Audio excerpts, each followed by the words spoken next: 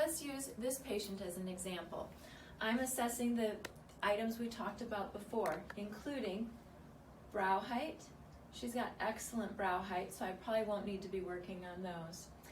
She doesn't like the extra skin on top of the eyelids, not being able to see the eyelid margin or as much of the eyelid as she'd like to.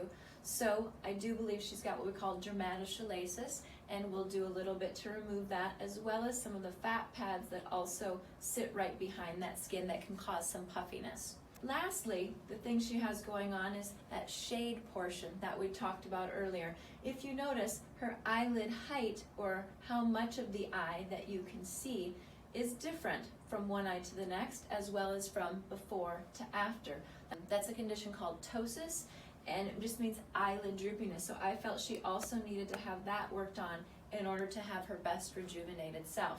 Over here, those have been worked on, where we removed a little bit of skin from the upper eyelid, lifted the shade or the eyelid itself, and we have this beautiful post-op result. A frequent question I get is, well, how long will this last if I do this surgical procedure? My answer truthfully is, for as long as nothing else changes. We don't get to control at what rate we age, how our skin changes as we age, and what alterations in not only our skin, but our skeletal structures will change over time that might impact how you look in 5 years, 10 years, 15 years. All I can say is that I'm going to do what I feel is best to rejuvenate you in the here and now.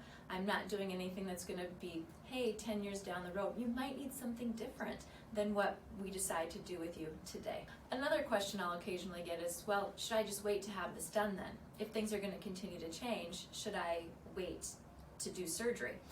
And although that's an individual choice, my mantra is doing nothing gets you nowhere. So if it's something that you're concerned about, that bothers you as an individual, and you feel will help make your life fuller and be able to make you feel more empowered, there's no time like the present.